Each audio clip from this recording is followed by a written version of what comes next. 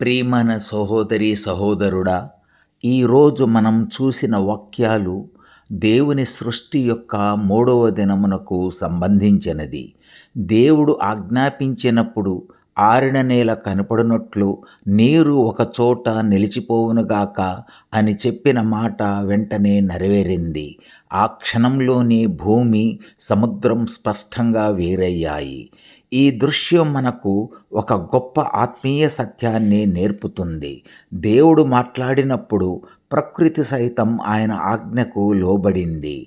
ఆయన వాక్యానికి ఆ శక్తి ఉంది. అది సృష్టిస్తుంది, రూపం ఇస్తుంది, జీవం ప్రసాదిస్తుంది. దేవుడు భూమిని చూచి అది బాగుగా నుండెను అని ప్రకటించాడు. మన జీవితము ఆయన చేతిలో ఉన్నప్పుడు అలాగే బాగుగానే ఉంటుంది. ఆయన మనలోని అస్తవ్యస్తతను సరిచేసి మనలో కొత్త అందాన్ని సృష్టిస్తాడు. మనకున్న సమస్యలు, కష్టాలు కొన్నిసార్లు అల్లకల్లోల జలముల వలె అనిపించవచ్చు. కానీ మనం దేవుని వాక్యాన్ని విశ్వసించి ఆయనకు లొంగినప్పుడు ఆ నీటిని ఆయన సరిచేసినట్టు మన జీవితంలో స్థిరమైన భూమి అంటే శాంతి మరియు నమ్మకాన్ని కలగజేస్తాడు.